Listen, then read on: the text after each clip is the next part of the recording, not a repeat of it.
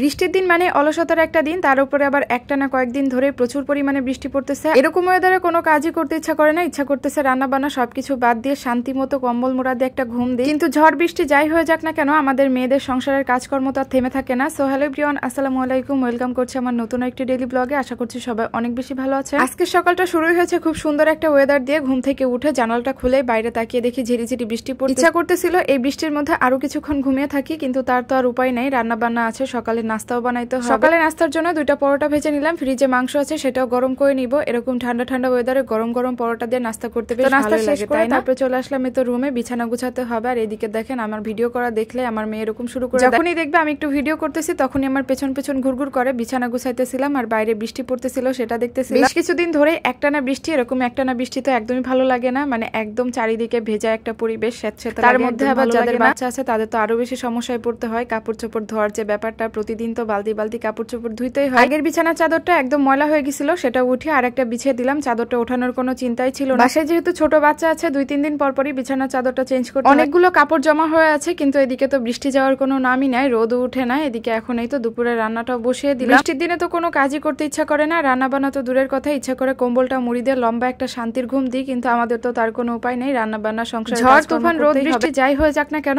আমাদের গৃহিণীদের এই যে রান্নাঘর সংসারের কাজকর্ম থেকে কোনো ছুটি নেই। মোট কথা আমাদের কোনো ছুটির দিনই নেই। দুপুরে পুঁইশাক দিয়ে চিংড়ি মাছের থেকে ডাটাগুলো আমি বেশি দিয়েছি, কারণ শাকগুলো বেছে বেছে রেখে দিয়েছি সন্ধ্যায় পাকোড়া বানানোর জন্য। পুরো ভিডিওটা সাথে থাকলেই দেখতে পাবেন। একটা চুলায় পুঁইশাক রান্না বসিয়েছি, আর একটা চুলায় এই তো কাঁকরোলগুলো ভেজে নিব। লবণ, হলুদের গুঁড়া, মরিচের গুঁড়া দিয়ে ভালো করে মেখে নিছে। এখন একদম মুচমুচা করে কড়া করে ভেজে নিব। গরম ভাতের সাথে এটা খেতে কিন্তু আজকে যেহেতু একটু আগে রান্নাটা বসিয়েছি, সেজন্য খুব তাড়াতাড়ি রান্নাটা হয়ে গিয়েছে। আর 2 চুলায় যেহেতু রান্না বসিয়েছি, সেজন্য খুব বেশি একটা সময় লাগে। পাশের চুলায় পুঁইশাক রান্নাটাও হয়ে গিয়েছে। আর আজকের পুঁইশাক রান্নাটাও কিন্তু অনেক বেশি মজা হয়েছিল, কারণ এটা টালের পুঁইশাক ছিল।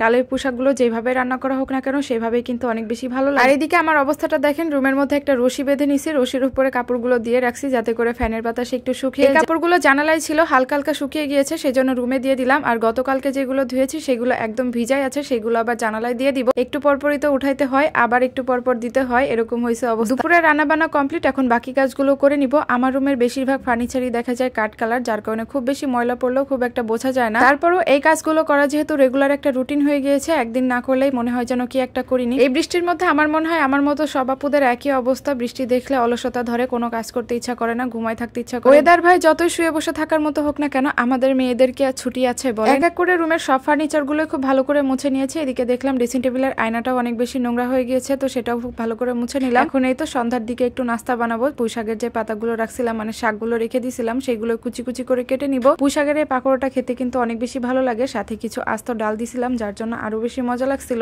একদম মুচমুচে করে ভাজলে না গরম গরম খেতে অনেক বেশি ভালো লাগে। আর এই বৃষ্টির দিনে ঠান্ডা ঠান্ডা ওয়েদারে যে কোনো ভাজা পোড়াই ভালো লাগে। যাই হোক, আজকের ভিডিওটি এখানেই শেষ করছি। সবাই অনেক বেশি ভালো থাকবেন। ভিডিওটি কেমন লেগেছে কমেন্টে জানিয়ে যাবেন। আল্লাহ হাফেজ।